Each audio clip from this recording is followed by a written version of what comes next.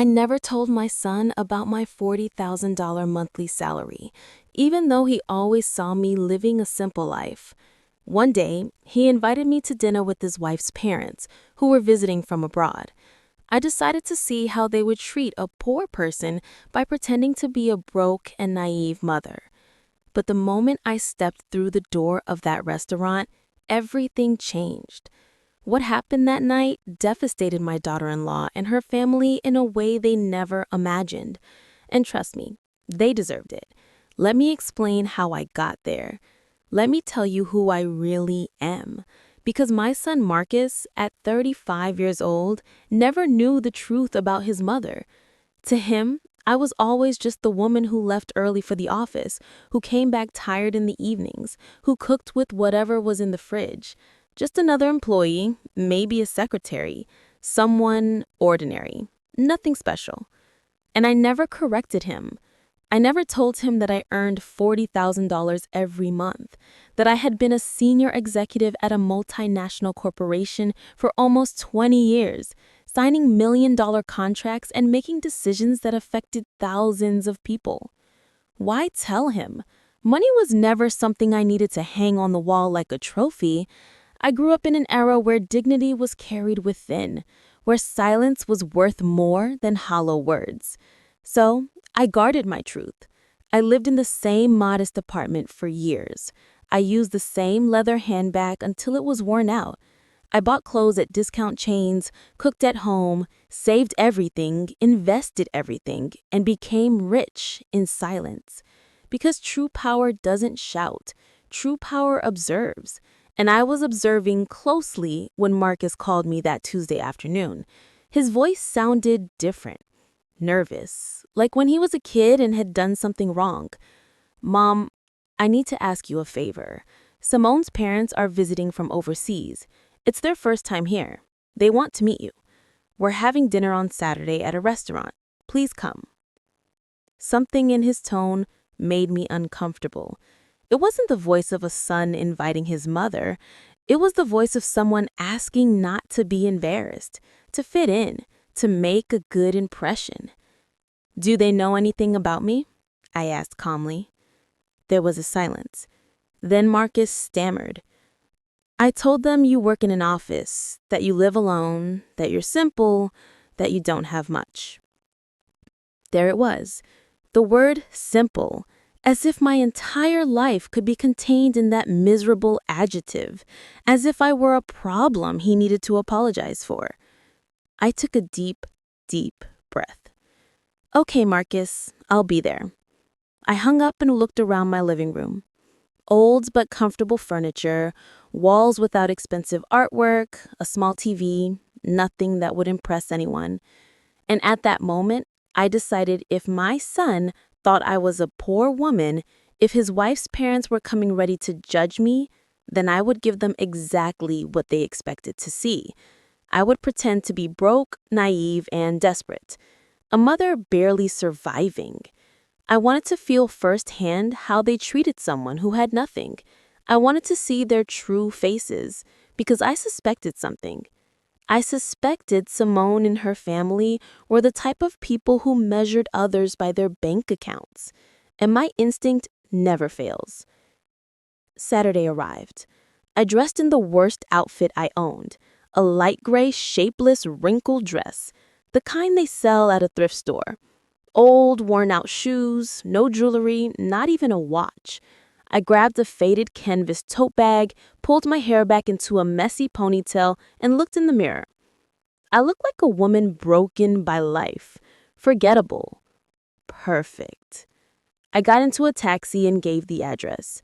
A high-end restaurant in the most exclusive part of the city, the kind where the menu doesn't list prices, where each table setting costs more than the average person's monthly salary. As we drove, I felt something strange, a mix of anticipation and sadness. Anticipation because I knew something big was coming. Sadness because a part of me still hoped I was wrong. I hoped they would treat me well, that they would be kind, that they would look past the old clothes. But the other part, the one that had worked 40 years among corporate sharks, That part knew exactly what was waiting for me. The taxi stopped in front of the restaurant. Warm lights, a doorman in white gloves, elegant people entering. I paid, stepped out, took a deep breath, crossed the threshold, and there they were. Marcus was standing next to a long table near the windows. He wore a dark suit, a white shirt, and shiny shoes. He looked anxious. Beside him was Simone, my daughter-in-law. She wore a tailored cream dress with gold accent, high heels, her perfectly straight hair falling over her shoulders. She looked impeccable as always, but she wasn't looking at me. She was looking towards the entrance with a tense, almost embarrassed expression. And then I saw them, Simone's parents, already seated at the table, waiting like royalty on their thrones. The mother, Veronica, wore a tailored emerald green dress, full of sequins, jewels on her neck, wrists, and fingers. Her dark hair was pulled back in an elegant bun. She had that cold, calculated beauty that intimidates. Beside her was Franklin, her husband, an impeccable gray suit, a giant watch on his wrist, a serious expression. Both of them looked like they'd had stepped out of a luxury magazine. I walked towards them slowly, with short steps, as if I were afraid. Marcus saw me first, and his face changed. His eyes widened. He looked me up and down. I noticed him swallow. "Mom, you said you'd come." His voice sounded uncomfortable. "Of course, son. Here I am." I smiled timidly, the smile of a woman unaccustomed to such places. Simone greeted me with a quick kiss on the cheek. Cold, mechanical. "Mother-in-law, it's nice to see you." Her eyes said the opposite. She introduced me to her parents in a strange, almost apologetic tone. "Dad, Mom, this is Marcus's mother." Veronica looked up, studied me, and in that instant I saw everything. The judgment, the disdain, the disappointment. Her eyes scanned my wrinkled dress, my old shoes, my canvas tote bag. She didn't say anything at first, just extended a hand. Cold, quick, and weak. "A pleasure." Franklin did the same. A weak handshake, a false smile. Charmed. I sat down in the chair at the end of the table, the one furthest from them, as if I were a second-class guest. No one helped me pull out my chair. No one asked if I was comfortable. The waiter arrived with the elegant, heavy menus written in French. I opened mine and pretended I didn't understand anything. Veronica watched me. "Do you need help with the menu?" she asked, with a smile that didn't reach her eyes. "Yes, please. I don't know what these words mean." My voice came out small, timid. She sighed and ordered for me. "Something simple," she said. "Something that doesn't cost too much. We don't want to overdo it."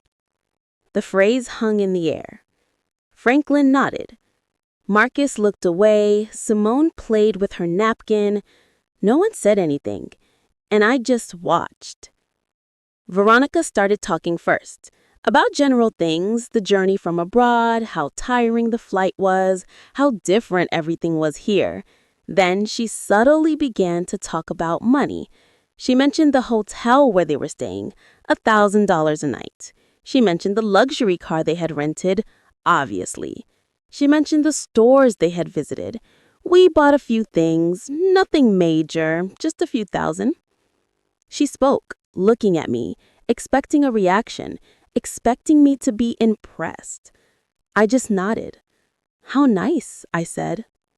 "That's lovely," she continued. "You know, Alara, we've always been very careful with money. We worked hard. We invested well. Now we have properties in 3 countries. Franklin has major businesses and, well, I oversee our investments." She smiled a smile of superiority. "And you, what exactly do you do?" Her tone was sweet, but venomous. "I work in an office," I replied, lowering my gaze. "I do a little bit of everything, paperwork, filing, simple things." Veronica exchanged a look with Franklin. "Oh, I see. Administrative work. That's fine." It's honest. All jobs are dignified, right? Of course, I replied. The food arrived. Enormous plates with tiny portions, all decorated like art. Veronica cut her steak with precision. This cost $80, but it's worth it. Quality is worth paying for. One can't just eat anything, right? I nodded. Of course, you're right. Marcus tried to change the subject, talking about work and some projects. Veronica interrupted him. Son, does your mother live alone? Marcus nodded. Yes, she has a small apartment. Veronica looked at me with feigned pity. It must be difficult, isn't it, living alone at your age without much support? And does your salary had the best? She went to the best schools, traveled the world, learned 4 languages. Now she has an excellent job, earns very well. And when she married Marcus, well, we helped them quite a bit. We gave them money for the down payment on the house. We paid for their honeymoon because that's just who we are. We believe in supporting our children. She looked at me intently. And you, were you able to help Marcus with anything when they got married? The question floated like a sharp knife. Not much, I replied. I gave them what I could, a small gift. Veronica smiled. How sweet. Every detail counts, right? The amount doesn't matter. The intention is what's important. And right then, I felt the rage begin to stir within me. The rage wasn't explosive.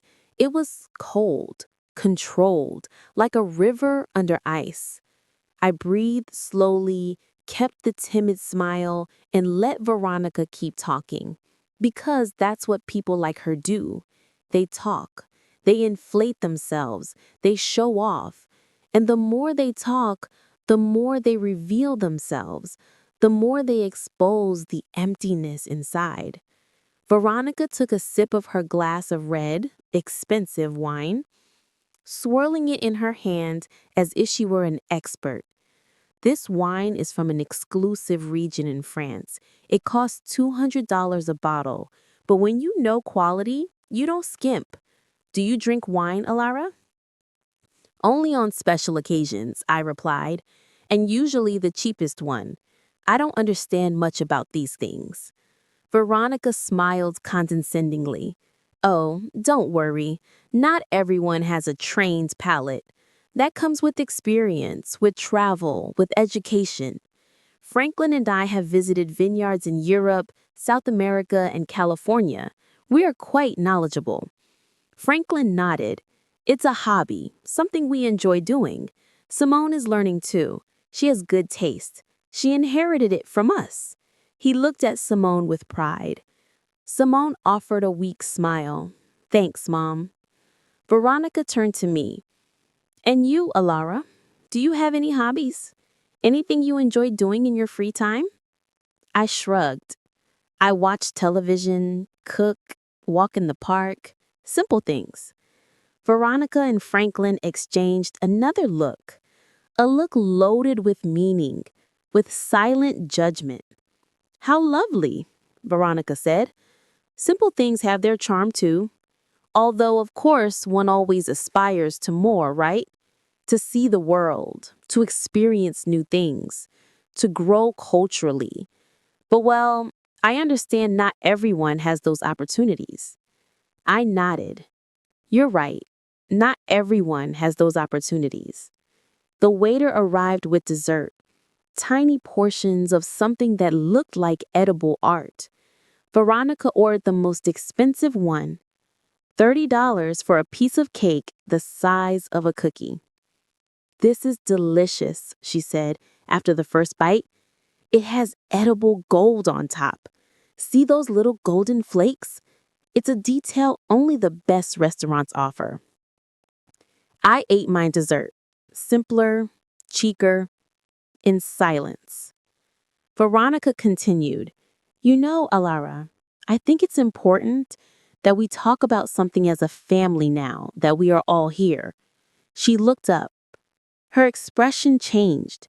becoming serious, falsely maternal. Marcus is our son-in-law, and we love him very much. Simone loves him, and we respect that decision. But as parents, we always want the best for our daughter. Marcus tensed up. Mom, I don't think this is the time. Veronica raised her hand. Let me finish, son. This is important. She looked at me. Alara, I understand you did the best you could with Marcus.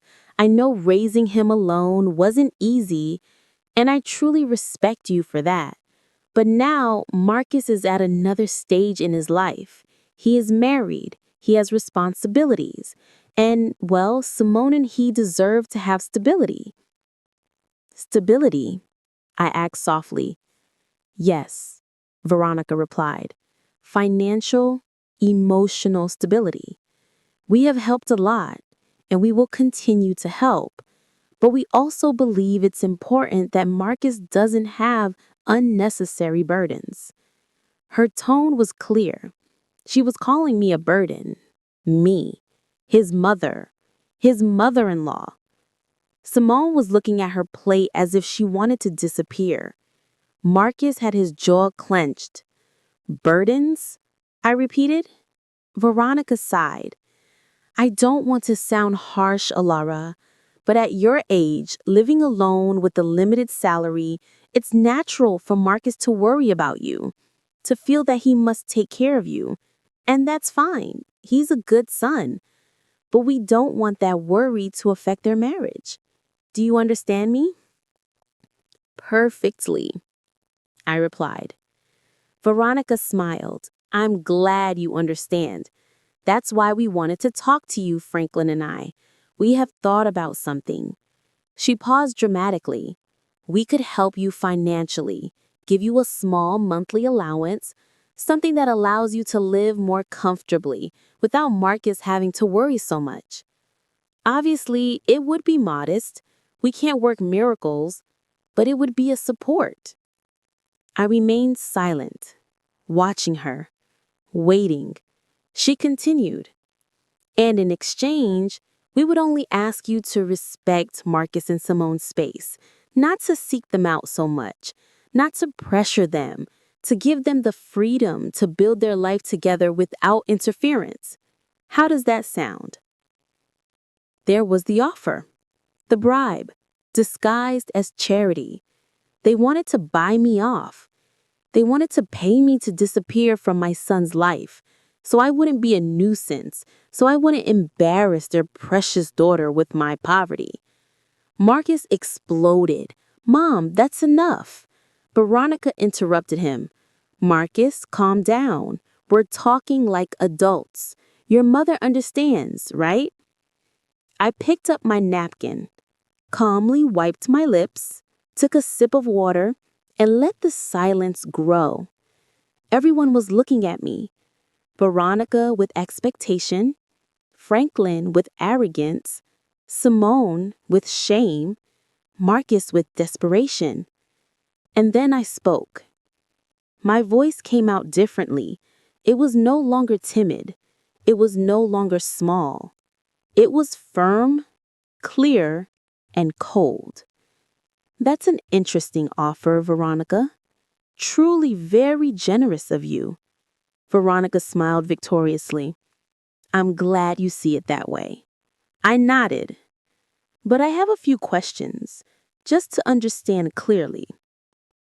Veronica blinked. Of course, ask whatever you like. I leaned forward slightly. How much exactly would you consider a modest monthly allowance? Veronica hesitated. Well, we were thinking about 500, maybe 700, depending. I see. $700 a month for me to disappear from my son's life. Veronica frowned. I wouldn't put it that way, but yes, I responded. That is exactly how you put it. She adjusted in her chair. Alara, I don't want you to misunderstand. We just want to help. Of course, I said. Help. How did you help with the house down payment? How much was that? Veronica nodded proudly. $40,000. Actually, $40,000. Ah, $40,000. How generous. And the honeymoon? 15,000. Veronica said it was a 3-week trip through Europe.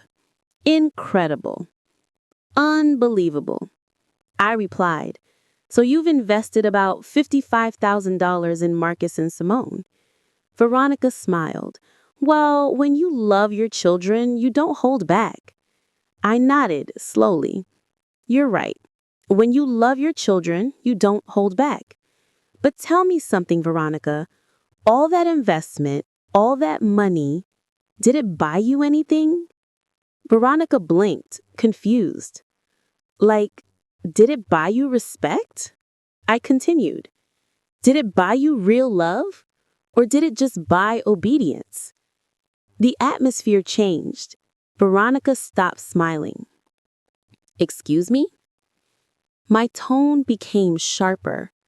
You've spent the entire night talking about money, about how much things cost, how much you spent, how much you have, but you haven't asked even once how I am, if I'm happy, if something hurts me, if I need company. You have only calculated my worth, and apparently I'm worth $700 a month. Veronica paled. I didn't. Yes, I interrupted her. Yes, you did. Since I arrived, you've been measuring my value with your wallet. And do you inherited and building it brick by brick, don't you think? Veronica pressed her lips together. I don't know where you are going with this, Ayara. Let me explain, I replied. 40 years ago, I was 23 years old. I was a secretary in a small company. I earned minimum wage. I lived in a rented room. I ate the cheapest food I could find. And I was alone, completely alone. Marcus stared at me. I had never told him this in such detail. I continued. One day, I got pregnant. The father disappeared. My family turned their backs on me. I had to decide whether to keep going or give up. I chose to keep going. I worked into the last day of my pregnancy. I went back to work 2 weeks after Marcus was born. A neighbor took care of him during the day. I worked 12 hours a day. I paused and drank some water. No one spoke. Looked at me. Do you remember when you said you speak 4 languages? Veronica frowned. What does that have to do with anything? Just curious, I replied. In which of those 4 languages did you learn to be kind? Because clearly it wasn't in any of them. Veronica opened her mouth, but no words came out. Exactly, I said. You can speak 100 different languages and still not say anything worth listening to. I walked out of the restaurant. Marcus walked beside me. The fresh night air hit my face. I breathed deeply. I felt as if a huge weight had been lifted off me.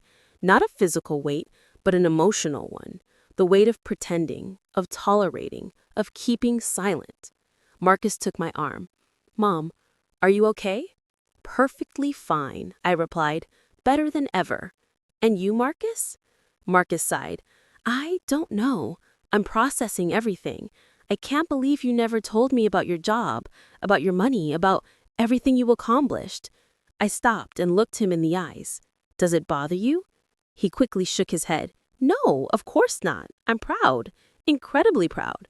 But I also feel foolish, blind. You are not foolish, I told him. You simply saw what I wanted you to see, and I did it on purpose because I needed you to grow up without depending on me, without feeling you had an economic safety net waiting for you. I needed you to fight, to work, to value everything you achieved on your own. Marcus nodded. I understand, but now I also understand why you never complained, why you never asked for help, why you always seemed so calm, Because you needed nothing. I smiled. I needed many things, son. Only none of them could be bought with money. I needed to see you grow up, see you become a good man, see you make the right decisions. And I achieved that, even marrying Simone? He asked in a weak voice. Even marrying Simone, I replied. She is not her parents. She can learn. She can change. But that depends on her and on you, on how you build your relationship, on what values you choose to follow. Marcus remained silent, processing, thinking. A taxi stopped in front of us. I had called for a rideshare as we left. I opened the door. Marcus stopped me. Mom, can I ask you something? Of course. Why did you do it? Why did you come pretending to be poor? Why didn't you just tell them the truth from the beginning? I closed the taxi door. I turned to him. Because I needed to know, son. I needed to confirm if my suspicions were correct, if Simone's family was really as I imagined. And unfortunately, I was right. Marcus lowered his gaze. I'm sorry. You don't have to apologize for them, I told him, but you do have to decide what kind of husband you want to be, what kind of father you want to be someday. What do you mean? He asked. I mean that you have just seen two very different ways of handling money and power. Your in-laws' way and mine. They use it to control, to humiliate, to feel superior. I use it to have freedom, to help without showing off, to live peacefully. You decide which path to follow. Marcus slowly nodded. I understand. I opened the taxi door again and got in. I rolled down the window. Marcus came closer. Mom, one last question. Tell me, are you ever going to forgive Veronica and Franklin? I thought about it for a moment. Forgiving doesn't mean forgetting, I replied, nor does it mean allowing it to happen again. I might forgive them someday when I see a real change, when they start seeing people as people, not numbers. But until then, I will simply be polite, distant, and extremely cautious. And me? Marcus asked. Do you forgive me for not asking, for assuming, for allowing this dinner to happen? I looked at him tenderly. Son, there is nothing to forgive. You did what you thought was right. You wanted your family to meet. That is beautiful. What happened afterward was not your fault. It was theirs, and a little bit of mine too, because I decided to play their game. Marcus smiled weakly. You won. I won. I nodded.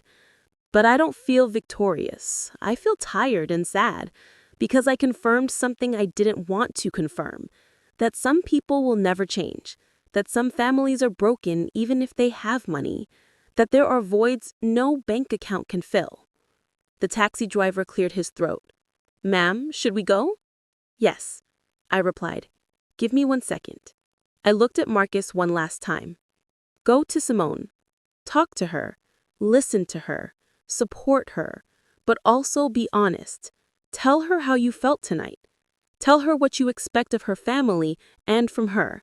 Because if you don't establish boundaries now, this will happen again and again. I will, Marcus promised. I love you, Mom. And I mean it more now than ever, because now I know who you really are, and you are incredible. I smiled. I love you too, son. I always have. I always will, no matter how much money I have or don't have, because love has no price. And that is a lesson Veronica and Franklin will never learn. Marcus stepped away from the taxi. I gave a signal to the driver. Can we go? The taxi started. I looked out the window. I saw Marcus walking back toward the restaurant, his shoulders slumped, thoughtful. He was probably going back to find Simone, to face his in-laws, to have difficult conversations. And I felt proud, because that meant he was maturing. He was learning. He was choosing to be better than the example he had just witnessed. The taxi sped through the city's illuminated streets. I closed my eyes and thought about everything that had happened, every word, every look, every moment of tension, and I wondered if I had done the right thing, if I had been too harsh, too cruel, too vengeful. But then I remembered every disguised insult, every condescending comment, every look of disdain, And I knew that no, I hadn't been to anything. I had simply been honest. Finally, the taxi was crossing the empty streets of the night. The lights of the buildings flashed quickly past the window. I opened my old canvas tote bag and took out my phone. A simple phone, nothing ostentatious, nothing attention-grabbing. I had 3 unread messages. One from my assistant asking about a Monday meeting, another from a colleague congratulating me on a closed contract, and one from an unknown number. I opened the unknown message. It was from Simone. Mother-in-law, please forgive me. I didn't know my parents would be like that. I am ashamed. I need to talk to you, please. I looked at the message for a long time. I thought about responding. Then I decided not to. No. She still needed time. She needed it too. Words rushed out of guilt rarely mean anything real. True changes take time, reflection, and consistent action. I put the phone aside. The taxi driver looked at me through the rearview mirror. "Excuse me for asking, ma'am. Is everything okay?" I looked up at him. "Yes, everything is fine. Why?" "Well, you got in very quietly, and normally the people who come out of that restaurant are happy, talking about how delicious the dinner was. You came out as if you had been in a war." I smiled slightly. "Something like that. Was it that obvious?" He shrugged. "I've been driving a cab for 20 years. I've seen it all. Drunk people, people fighting, couples breaking up, families arguing. And you have that look of someone who just said something they'd been keeping inside for years." "You're perceptive," I told him. "It's my job," he replied. "Plus, it helps pass the time. Do you want to talk about it? You don't have to, but sometimes it helps to tell things to a stranger, someone who isn't going to judge you, someone who doesn't know you." I thought about his offer. It was tempting, but I shook my head. "Thank you, but I think I've talked enough for today." He nodded. "I understand. But let me tell you something. Whatever happened in there, you did the right thing. I know because you are calm. You are not crying. You are not screaming. You are processing. And that means you spoke your truth. And the truth always brings peace, even if it hurts." His words surprised me. He was an older man, maybe 60 years old, with gray hair and working hands. A simple man like the one I pretended to be. "Do you believe in the truth?" I asked him. "I believe in honesty," he replied. "Not always the absolute truth, because the truth changes depending on who tells it. But honesty doesn't.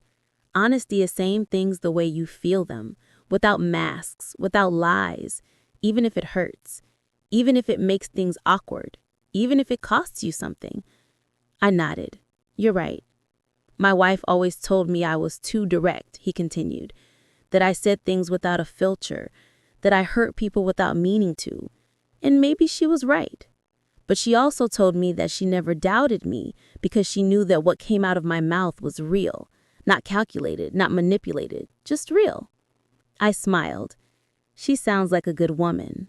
"She was," he replied. "She died 5 years ago." "I'm sorry," I said sincerely. He shook his head.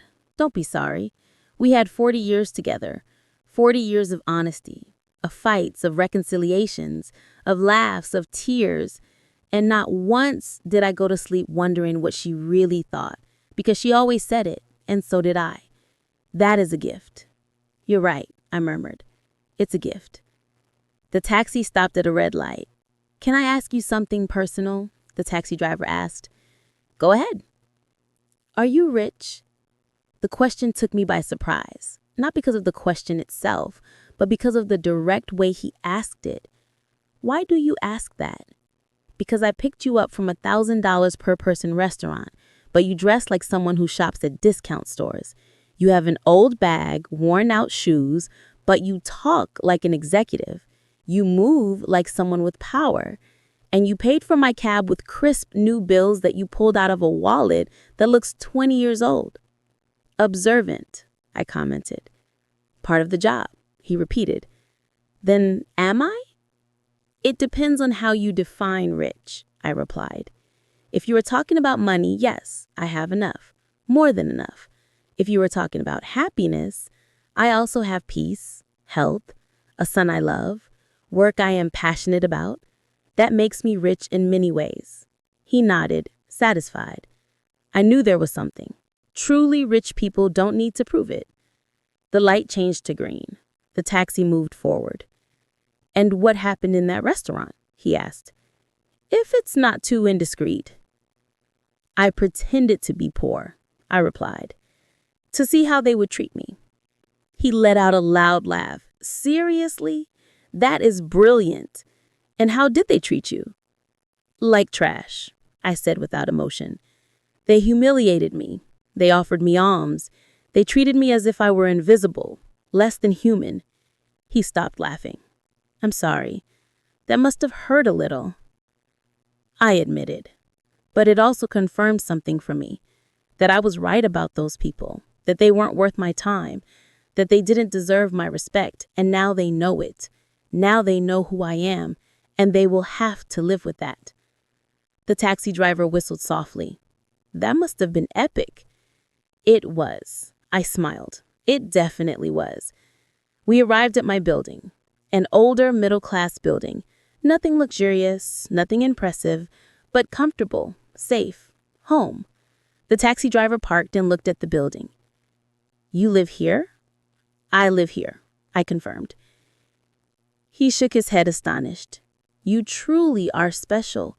Most people with money move to expensive areas, to buildings with doormen, private security, gyms, and pools. You live like a normal person." "I am a normal person," I replied. "I just have more money than most. But that doesn't make me different. It doesn't make me better.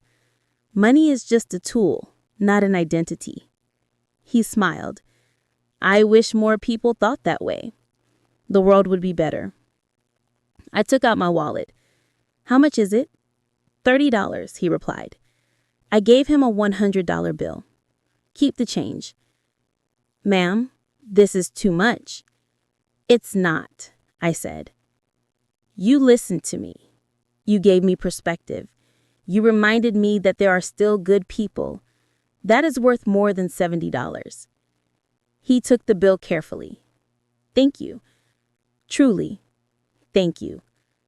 "Thank you," I replied. "And take care of that honesty. It's rare. It's valuable. Don't lose it." "I won't," he promised. I got out of the taxi, closed the door. He rolled down the window. "Ma'am, one last thing. Tell me, whatever happened tonight, don't regret it. Don't feel sorry, because people like you, the people who speak the truth, even if it hurts, are the ones who change the world, little by little, one conversation at a time." I smiled. "Thank you. I will remember that." The taxi drove away. I stood in front of my building, looking up at my 5th-floor window. The light was off, dark, silent, waiting for me. I entered the building and walked up the stairs. I never used the elevator. I preferred to walk to stay active. I reached my door. I took out my keys, the same keys I had had for 15 years. I opened the door. The apartment was cold, empty. I turned on the light. Everything was in its place. The simple living room, the small kitchen, the dining room with mismatched chairs, the walls without expensive artwork. And I felt at peace, because this place was mine, truly mine, not bought to impress, not decorated to show off, simply a space where I could be myself, without masks, without pretensions. I took off my old shoes, took off the wrinkled gray dress, and put on comfortable clothes and old, soft, familiar pajamas. I made myself some tea, sat on the sofa, and turned on the television. News. Nothing interesting. I turned it off. I sat in silence, thinking, processing, feeling. And for the first time in many years, I felt completely free. Free from pretending, free from being silent, free from tolerating and free from being less than I was. Because that night, I didn't just expose Veronica and Franklin. I also liberated myself from expectations, from judgment, from the need to hide who I was. And that That was invaluable, more than any amount in my bank account. My phone vibrated. Another message, this time from Marcus. "Mom, did you get home safely?" I smiled. I quickly replied, "Yes, son. I arrived perfectly fine. I'm home, resting." His reply was immediate. "I love you. Thank you for everything, for being who you are, for teaching me, for never giving up." I closed my eyes. I felt a tear roll down my cheek. Not from sadness, from relief, from love, from gratitude. I replied, "I love you too, always." I put the phone aside. I drank my tea. I looked around my simple apartment, my sanctuary, my truth. And I smiled, because at the end of the day, it didn't matter how much money I had. It didn't matter how high I had climbed in my career. The only thing that mattered was this moment, this peace, this honesty with myself.